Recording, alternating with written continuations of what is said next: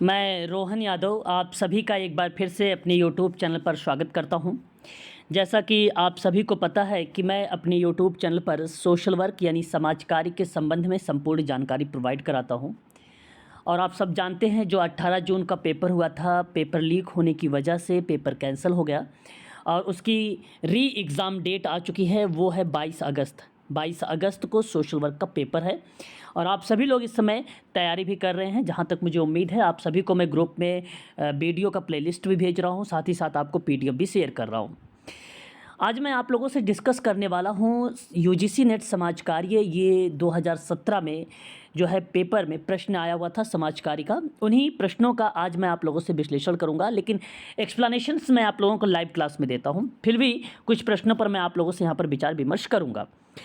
यदि आप UGC net की तैयारी कर रहे हैं दिसंबर 2024 की, तो मैं आपको बता दूं दिसंबर 2024 की मेरी जो फ़ीस रखी गई है मात्र वो 4000 रखी गई है और आप इसे किस्तों में भी जमा कर सकते हैं, 2500 रुपये करके 2 किस्त में। आपको मैं बता दूं ये फ़ीस जो निर्धारित की गई है केवल 22 जून तक का है।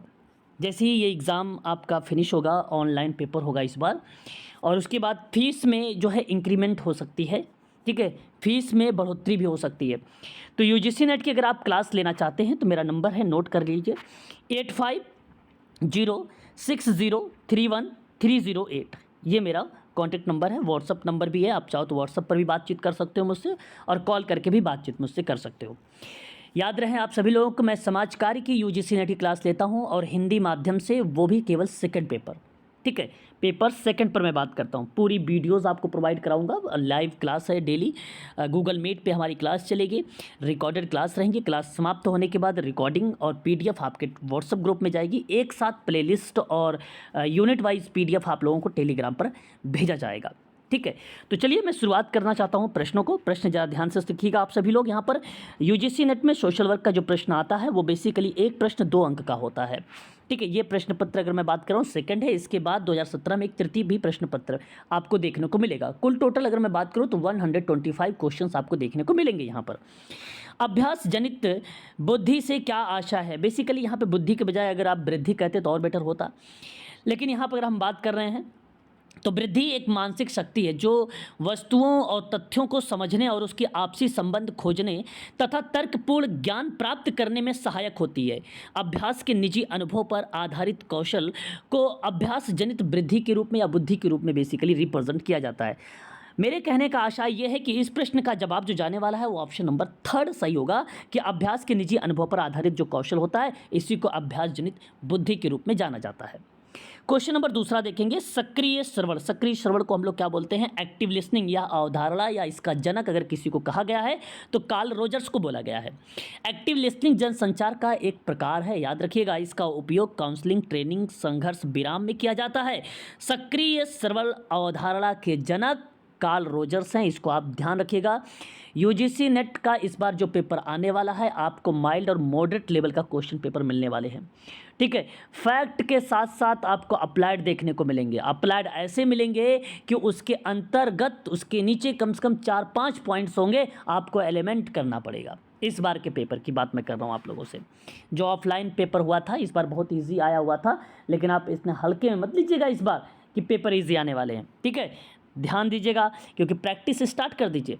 मैं डेली शाम को क्लास ले रहा हूँ 7 से 8 में, आप उसको ज्वाइन करिए, ठीक है, क्योंकि वो क्लास बेसिकली दिसंबर 2024 की है। जो जून के बच्चे हैं वहाँ पर उनको प्रोवाइड कराया जा रहा है क्योंकि वो रिवीजन हो रहा है उनका वहाँ पर, ठीक है। निम्न में से समाज कार्य के दायरे से बाहर है। देखिए बड़ा अटपटा सा सवाल है ये। समाज कार्य के अंतर्गत अगर आप देखते होंगे सिगमंड फ्रायड का नाम तो आपको वहाँ पर मिलता भी होगा मन की अवस्थाओं को लेकर, तो आप कहते हैं चेतन, अचेतन, अर्धचेतन, ऐसे शब्द मिलते हैं। अतः मैं इस प्रश्न का व्याख्या आप लोगों से लाइव क्लास में करूंगा, शाम को 7 to 8 वाली क्लास में। ऐसे क्वेश्चनों का आप स्क्रीनशॉट ले लिया करें और जो है ग्रुप में डाला करें। मैं वहाँ पर आप लोगों से ग्रुप में भी डिस्कशन कर सकता हूँ इस सवाल के बारे में, है ना। फिलहाल मैं आपको यह बताना चाह रहा हूँ कि समाज कार्य के दायरे से जो बाहर है वो बेसिकली अवचेतन है। ऑप्शन नंबर आपका 4 करेक्ट होगा, आयोग ने भी इसी को माना है, ठीक है। कुछ बच्चे बेसिकली दर्शाते हैं यहाँ पर उपचेतन शब्द को, लेकिन उपचेतन यहाँ पर गलत जवाब होगा। सही ऑप्शन जो जाएगा वो ऑप्शन नंबर 4 होगा। क्वेश्चन नंबर 4 कहता अंकगणितीय औसत। देखिए ये किसी बच्चे ने अभी एमपीपीएससी का कल ही पेपर हुआ, उनके आंसर कीज़ को भी मैंने जारी कर दिया है 50+ क्वेश्चनों को, और आगे आने वाले टाइम में भी मैं जिक्र कर दूंगा।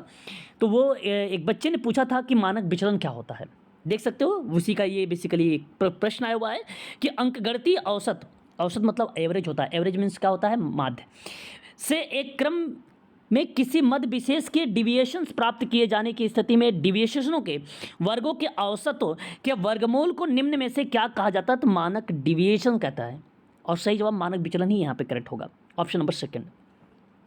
एकांत प्रिय, असंवेदनशील और दूसरों के प्रति लापरवाह लोगों के निम्न में क्या प्रवृत्ति पाई जाएगी, है ना। देखो एकांत प्रिय जिसे स्वलीनता आप बोलते हो, असंवेदनशीलता दूसरों के प्रति लापरवाह, इसका ट्रेडिशनल शब्द है मन स्थापिता शब्द कहा जाता है, ऑप्शन नंबर आपका 4 यहाँ पर करेक्ट जवाब होगा। ठीक है, ये सब क्या है, इन पे मैंने आप लोगों के यूनिट नंबर 9 में भी बात कर चुका हूँ। यदि किसी बच्चों को इस प्रश्नों पर लेकर डाउट बन रहे हैं तो स्क्रीनशॉट लें, ग्रुप में डिस्कशन करें, या लाइव क्लास में जब 7 to 8 रहूँ तो वहाँ पर आप लोग मुझसे ऐसे प्रश्नों को लेकर पूछें। क्वेश्चन नंबर 6 संप्रेषण का प्रेषण। क्वेश्चन नंबर 6 बड़ा आसान है। आप संस्कृति किसी समाज में गहराई तक व्याप्त गुणों का समग्र रूप का एक प्रक्रिया है, एक नाम है, जो उस समाज के सोचने, विचारने, कार्य करने आदि की परिलक्षित होती है, और संस्कृति का वर्तमान रूप किसी समाज के दीर्घकाल तक अपनाई गई पद्धति का परिणाम होता है। अतः आप इस प्रश्न का विकल्प का जब भी चुनाव करें तो वो समाज का चुनाव करें। सही जवाब ऑप्शन आपका सेकंड मिलेगा। यहाँ पर देखिए आपको इंग्लिश भी रहेगी, मिल सकती है। फ़िलहाल मैं क्लासेस आप सभी को यूजीसी नेट की जो भी क्लासेस प्रोवाइड कराता हूँ वो हिंदी में करवाता हूँ, क्योंकि मेरे पास जितने भी बच्चे हैं ज़्यादातर बच्चे जो हैं हिंदी माध्यम के हैं। और यदि किसी हिंदी को लेकर, इस शब्द को या वर्ड मीनिंग को लेकर प्रॉब्लम्स होती है तो आप मुझसे व्यापक स्तर पर भी चर्चा कर सकते हैं। प्रश्न नंबर 7 पर बात करेंगे हम लोग। समकक्षी समूह के 10 सदस्य गण निम्न में से क्या साझा करते हैं। क्वेश्चन नंबर 7 सही जवाब बेसिकली एक समान परिस्थितियों के बारे में जिक्र करते हैं। निम्न में से कौन सा सामुदायिक अभिगम एमजी रॉस का नहीं है, और आप बता सकते हो सामाजिक नियोजन बेसिकली एमजी रॉस का नहीं है, मुर्रेजी रॉस। क्वेश्चन नंबर 9 और कहता है निम्नलिखित में से कौन सा सुमेलित नहीं है। देखिए ये प्रश्न बड़े इजी हैं, मैं इन प्रश्नों पे थोड़ा सा तीव्र गति से इसलिए चल रहा हूँ कि मैं कई बार आपसे इस पर चर्चा भी कर चुका हूँ, आप जानते भी हैं इसके बारे में। तो अगर मैं आपसे क्वेश्चन नंबर 9 पर बात करता हूं तो आप आसानी से मुझे जवाब दे सकते हैं कि सर ऑप्शन नंबर जो डी आप यहां पर बता रहे हैं वही ऑप्शन आपका सही जाएगा, क्योंकि यही सही सुमेलित नहीं। एमएस गोरे का नाम तो सम एक्सपेक्ट सोशल वर्क में आता भैया, व्यक्तिगत कार्य के अंतर्गत आता ही नहीं, ये बात ध्यान रखिए।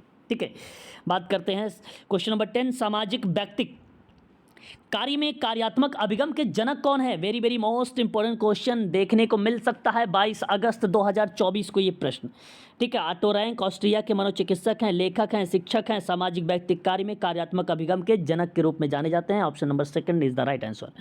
क्वेश्चन नंबर 11 निम्नलिखित में से कौन सामाजिक समूह कार्य के मॉडल, सामाजिक लक्ष्य, उपचारी और अननोन से सबसे अधिक संबंधित हो सकता है। क्वेश्चन नंबर 11 सही जवाब ऑप्शन नंबर सी यानी थर्ड, पापेल एंड रोथमैन। याद रखिएगा, इनके वर्ष के साथ भी मैंने आप लोगों से बातचीत कर चुका हूँ। क्वेश्चन नंबर 12 व्यवहार सुधार में निम्नलिखित में से क्या शामिल है ना। आप बता सकते हो व्यवहार परिवर्तन के लिए अभिगम सिद्धांत का अनुप्रयोग शामिल है। क्वेश्चन नंबर 13 आपके सामने सामान्यतः समूह कार्य में कार्यक्रम के चयन का उत्तरदायित्व तो डैश का होता है, और ऑप्शन बताएंगे समूह के सदस्य। आगे बढ़ेंगे, क्वेश्चन नंबर 14 को लेंगे। निम्नलिखित में से कौन धारणीय विकास के लक्ष्य के प्रमुख बिंदु हैं। क्वेश्चन नंबर 14 में आप सभी लोग बता सकते हैं सस्टेनेबल डेवलपमेंट विकास की इस अवधारणा में विकास की नीतियां बनाते समय इस बात का ध्यान रखा जाता है कि मानव न केवल वर्तमान आवश्यकताओं की पूर्ति है बल्कि अनंत काल तक मानव की आवश्यकताओं की पूर्ति सुनिश्चित हो सके, इन शब्दों को संबोधित करता है। अतः 14 का सही जवाब बेसिकली जनता, ग्रह, संपन्नता, शांति एवं साझेदारी होगा, ऑप्शन नंबर 4। क्वेश्चन नंबर 15 आप बता सकते हैं कि एक व्यापक अवधारणा जिसमें मुख्य संरचनात्मक परिवर्तन निहित होता है, जिन्हें किसी समाज को रूपांतरित करने के लिए संकलित कार्य के एक भाग के रूप में परिवर्तित किया जाता है, वो डैश कहलाता है। सही जवाब क्या होना चाहिए क्वेश्चन नंबर 15 का, तो उसे हम कहेंगे सामाजिक विकास यानी सोशल डेवलपमेंट। सामुदायिक विकास एक कार्यक्रम आया था जो बेसिकली सामाजिक विकास को ही लेकर बात कर रहा था। आप लोग मुझे कमेंट करिएगा कि सामुदायिक विकास परियोजना कब लाई गई थी। क्वेश्चन नंबर 16, सूत्र आपके सामने दिया गया है कि बालिका शिशु जन्म संख्या इंटू कुल जननांतर दर अपॉन में कुल जन्म संख्या का प्रयोग डैश परिलक्षित पर कलित करने के लिए किया जाता है। क्वेश्चन नंबर 16 का सही जवाब क्या होना चाहिए? सकल प्रजनन दर। ऑप्शन नंबर बी आपका सेकंड होगा, यानी सेकंड। दूसरा, निम्न में कौन सा अच्छा नेता की विशेषता नहीं है? इसी में आपको प्राथमिकता देनी पड़ती है ना। 17 नंबर का सही जवाब आप बता भी सकते हो मुझे कि यहाँ पर अधिनायकवादी दृष्टि विशेषता नहीं है। बाकी देखिए, उत्तरदायित्व बंटवारा हो जाएगा, सदस्यों के साथ व्यक्तिगत संबंध हो जाएगा, फिर आयाम या डायमेंशन को समझने की भी बात हो सकती है। केवल अगर यहाँ पे चुनाव भी करेंगे क्वेश्चन नंबर 17 का ना, तो आप केवल ऑप्शन ए का ही चुनाव करिएगा, ठीक है ना। क्वेश्चन नंबर 18, निम्नलिखित में से किस अधिनियम का नाम बेसिकली यहाँ पर गलत लिख दिया गया है ना। क्वेश्चन नंबर 18 में आप आसानी से जवाब इसका बता भी सकते हो। जैसे बाल संरक्षण अधिनियम भी यहाँ पर गलत शब्दों को एक प्रकार से संबोधित करेगा क्वेश्चन नंबर 18 में। तो वहीं अगर हम बात करते हैं कर्मचारी परिवार, तो होता ही नहीं, बल्कि कर्मचारी भविष्य निधि होता है, ये भी आपका गलत लिख दिया गया है। और उसके बाद मजदूर बंधुआ पुनर्वास प्रक्रिया यहाँ पर है ही नहीं, तो यहाँ पर भी आपका गलत हो जाएगा। कर्मचारी बीमा राज्य बीमा अधिनियम है 1948 का, ये आपका सही जवाब होगा। तो यानी आप देखिए, इसमें से गलत लिखा है पहला, दूसरा, तीसरा, और सही विकल्प क्या बनेगा आपका 4 वाला, ठीक है। उम्मीद करता हूं आप सभी लोग समझ रहे होंगे, क्योंकि प्रश्न बड़े ही आसान शब्दों में दिए गए हैं। केवल आपको यहाँ पे आपके पास तार्किक करने की क्षमता होना चाहिए और कैचिंग पावर आपको यहाँ पर बेटर होनी चाहिए, ठीक है। प्रश्न क्या बोल रहा है उसी के आधार पर आपको उन पॉइंटों को समझना। देखिए, इन सभी के बारे में पढ़ा चुका हूँ। ये याद तब होता है जब कि चीज़ों को सुने रहते हैं तब, है ना। यदि आप देखो दिसंबर की तैयारी कर रहे हैं, तो अगर आप लोगों ने क्लास मेरी लिया होगा तो आप सबको ये चीज़ें यूनिट नंबर 1 के अंतर्गत जो भी महत्वपूर्ण बातें हैं मैं बता चुका हूँ, उनमें आप आसानी से टैकल कर पाएंगे, ठीक है। फिलहाल तो यहाँ पे 22 अगस्त के जो बच्चे तैयारी कर रहे हैं उनके लिए अभी लग जाइए पढ़ाई में, ठीक है। इस बार ऑनलाइन पेपर होने वाला, ऑफलाइन पेपर नहीं होने वाला है। महिलाओं के विरुद्ध हिंसा के मामले में बताइए कौन सा स्टेटमेंट सही है। 19 नंबर का सवाल आपके सामने प्रस्तुत हो गया है।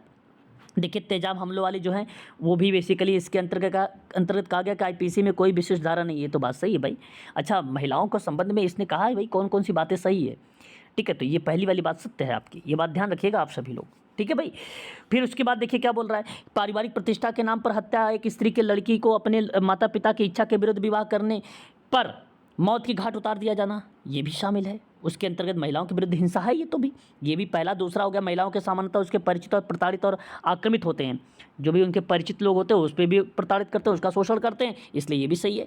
महिलाओं के अपहरण का सबसे महत्वपूर्ण उद्देश्य क्या हो जाता है भाई? बाल विवाह हो जाए या विवाह या यौन संबंध हो जाए, ये भी चीज़ें शामिल हो सकती है। और मैं आप लोगों से कहूँगा यहाँ पे चारों को सही करिएगा। और विकल्प आप देखिए 1 2 3 4 सेकंड वाले के देखिए, दूसरे वाले का, दूसरा वाला सही है। सवाल आसान है। एरिक एरिक्सन के बारे में पूरा डीप में चर्चा हुई है यूनिट नंबर 1 में, है ना। कोई भी बच्चा, इससे जितने बच्चे हमारी यूनिट नंबर 1 के क्लास ले रखे होंगे वो आसानी से इस सवाल का जवाब दे सकते हैं, क्वेश्चन नंबर 20 का। तो सही उत्तर का चयन करना था। सही चयन कौन कौन सा है? देख, तो क्रीड़ावस्था सही है आपका, इसको करेक्ट कर लीजिए आप लोग, समझ रहे हैं ना, क्वेश्चन नंबर 20 का। फिर दूसरा देखिए सही है, ये भी आप सही कर लीजिए। फिर किशोरावस्था बेसिकली ये है ही नहीं शर्म की, ये तो बेसिकली बाल्या अवस्था किया जाता है। और फिर युवावस्था आपका सही है, तो पहला, दूसरा, चौथा लगा दीजिए, आपका ऑप्शन नंबर 4 करेक्ट हो जाएगा, ठीक है। तनाव की एक स्थिति जो किसी व्यक्ति या समूह के अनुकूलन क्षमता तक पहुंच जाती है या उसके पार चली जाती है, निम्न में से बताइए उसे क्या कहा जाता है। देखो, तनाव की वह स्थिति ना जो किसी व्यक्ति या समूह के अनुकूल क्षमता तक पहुंच जाती है या उसके पार चली जाती है, उसे संकट कहते हैं, क्राइसिस कहते हैं। ऑप्शन सेकंड सही जवाब होगा यहाँ पर, ठीक है। यदि आप यूजीसी नेट की तैयारी कर रहे हैं सोशल वर्क की, तो मैं आपको बता दूं कि मेरे यहाँ ऑनलाइन क्लास चल रही है। शाम को प्रतिदिन क्लास होती है 7 से 8 बजे, और इसकी जो फीस अभी 22 तारीख से पहले तक की रखी गई है, वो फीस रखी गई, बताई गई है आप लोगों को। 1 टाइम पेमेंट में 4000, किस्तों में अगर आप पेमेंट करेंगे तो 2500 करके आपकी 2 किस्त बनाई जाएगी, और उसकी फीस बेसिकली आपको 1 महीने का समय भी दिया जाएगा इसमें, ठीक है। इसमें आपको इंस्टॉलमेंट में टाइम भी 1 महीने का दिया जाएगा, ठीक है। बाकी आप सभी को अगर इन्फॉर्मेशन लेना चाहते हैं मुझसे, तो मेरा कॉन्टैक्ट नंबर नोट करिएगा 8506031308 पर आप मुझसे जो है संपर्क कर सकते हैं। ये मेरा कॉन्टैक्ट नंबर, व्हाट्सअप नंबर भी है और कॉलिंग नंबर भी है। क्वेश्चन नंबर देखिए 22, निम्न में से कौन गेस्टाल्ट थेरेपी सर्वाधिक संबंधित है ना। तो अगर मैं बात करता हूँ क्वेश्चन नंबर 22 के बारे में, तो इस सवाल का जवाब क्या होना चाहिए? आप जानते हैं फ्रिट्ज पर्ल्स ने जर्मन मनोचिकित्सक और मनोविकार विज्ञानी थे। गेस्टाल्ट थेरेपी में सर्वाधिक इन्हीं के नाम देखने को मिला है, और ऑप्शन नंबर आप डी लगा सकते हो। क्वेश्चन नंबर 23, अपंग व्यक्ति, देखिए ये PWD था, इसी की जगह RPWD एक्ट आ गया है ना। भारत के राष्ट्रपति के द्वारा निम्नलिखित में से 1 जनवरी को स्वीकृत किया गया था, वो वर्ष आपको दर्शाना था क्वेश्चन नंबर 23 में। आसान सा जवाब है इसका, बेसिकली सन 1996 में हुआ था। ऑप्शन नंबर डी सही हो जाएगा, है ना। चलिए आगे बढ़ते हैं, और आगे देखिए, धमकीपूर्ण चुनौतीपूर्ण घटनाओं के प्रति प्रतिक्रिया निम्न में से क्या कहलाती है? बड़ी आसान सा सवाल है भाई। क्वेश्चन नंबर 24 आप जवाब बता सकते हैं, स्ट्रेस यानी तनाव। क्वेश्चन नंबर 25, डैश रुचि और व्यक्तियों तथा उसकी पारस्परिक क्रिया के लिए संकेत चिन्हों का प्रयोग किया जाता है। समूह सदस्यों के संगठन के लिए बेसिकली सजीव प्रस्तुत होता है। ये लास्ट क्वेश्चन है 25 का। यहाँ पर देख सकते हैं, यहाँ अगर हम बात करेंगे सोशियोग्राम होगा।